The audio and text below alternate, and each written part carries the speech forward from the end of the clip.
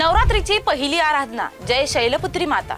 श्रोत्यांनो, आज आहे नवरात्रीचा पहिला दिवस आणि आज आपण वंदन करतो माता शैलपुत्री मातेची, हिमालय कन्या सृष्टीची पहिली सर्वात निर्मळ शक्ती।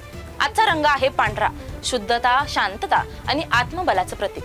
आज भक्त पांढरे वस्त्र घालतात आणि शैलपुत्रीच्या चरणी नतमस्तक होतात। परंतु तुम्हाला ठाऊक आहे का, हीच देवी अर्थात शैलपुत्री आधी होती माता सती। तिने भगवान शंकरांशी विवाह केला होता, पण तिच्या वडिलांना म्हणजेच दक्ष प्रजापतींना भगवान शंकरांचा तिरस्कार होता। एकदा भव्य यज्ञात त्यांनी भगवान शंकरांचा अपमान केला आणि तो अपमान माता सतीला सहन झाला नाही। माता सतीने स्वतःला त्याच यज्ञकुंडात होम करून टाकलं। संपूर्ण विश्व हादरलं आणि त्या त्यागातूनच माता सतीचा पुनर्जन्म झाला।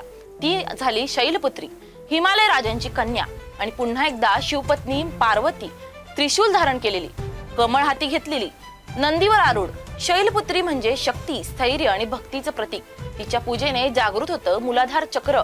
म्हणजे शैलपुत्री माता ही नवरात्रीतील पहिली देवी असल्यामुळे तिच्या पूजेनं आध्यात्मिक प्रवासाची सुरुवात होते आणि जे देतं आपल्याला धैर्य, आत्मविश्वास आणि अडचणींवर मात करण्याची ताकद बनते।